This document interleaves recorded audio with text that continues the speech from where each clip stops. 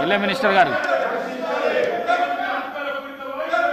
అధ్యక్ష, ఈ సందర్భంలో నేను గౌరవ సభ్యులకి తెలియజేస్తా ఉన్నాం అధ్యక్ష.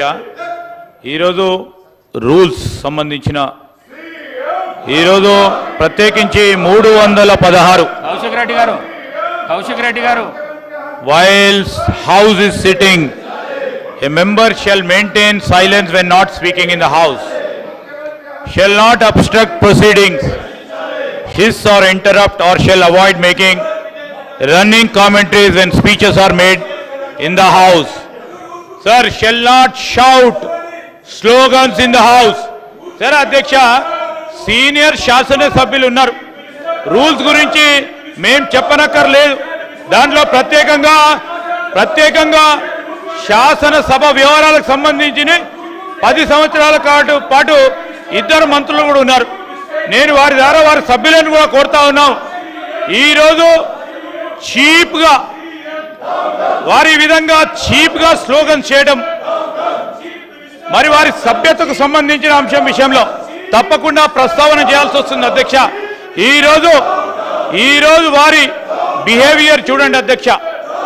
ఒక యువతకు సంబంధించి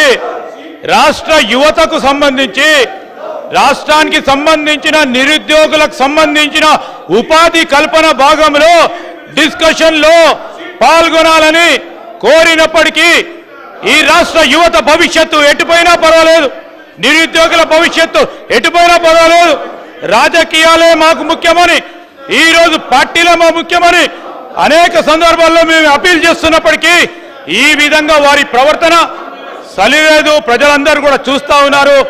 ఈరోజు నేను దయచేసి వారిని సహకరించమని కోరుతా ఉన్నాను. మీకు అవకాశం ఇచ్చినప్పుడు, స్పీకర్ గారు అవకాశం ఇచ్చినప్పుడు మాట్లాడడానికి అవకాశం ఉంటుంది కనుక నేను మరొకసారి వారిని కోరుతా ఉన్నాను.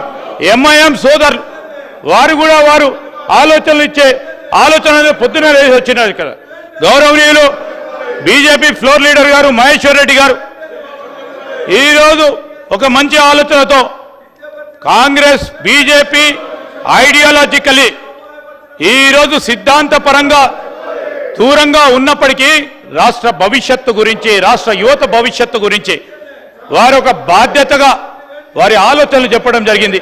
మేము ఎంఐఎం వారిని, అదేవిధంగా సిపిఐకి సంబంధించిన పెద్దలు ఉన్నారు, సాంబశివరావు గారు, వారి ఆలోచనలు, మీ అందరి ఆలోచనలు తీసుకొని ఈ బిల్లును ఆమోదం చేసుకునే ముందుకు వెళ్ళటం జరుగుతుంది. దయచేసి ఇప్పటికైనా యువకులున్నారు, యువతకు సంబంధించి మీ అందరినీ కూడా వారి వాయిస్ను వినిపించడానికి మీ అందరినీ కూడా శాసనసభలో మరి అపోజిషన్గా ఉండండి.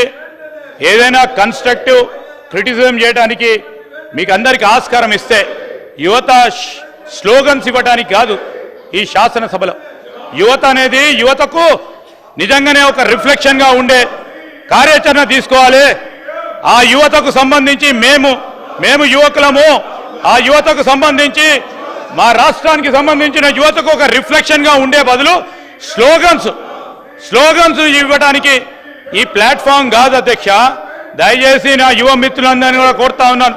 చదువుకున్న వారు ఉన్నారు, రాష్ట్రానికి సంబంధించి మీలాగనే వేల మంది, లక్షల మంది యువత చూస్తా ఉన్న సందర్భంలో వారి భవిష్యత్తు గురించి కూడా ఆలోచన చేయకుండా ఈ విధంగా అంతరాయం చేయడానికి ప్రయత్నం చేస్తున్న సందర్భాన్ని ఈరోజు శాసనసభ చరిత్రతో పాటు రాష్ట్రానికి సంబంధించిన యువత కూడా మీరు చేస్తా ఉన్న చేష్టలను గుర్తిస్తూ ఉంది. దయచేసి ఇప్పటికైనా అర్థం చేసుకొని మీరు సహకరించమని కోరుతా ఉన్నాను అధ్యక్ష.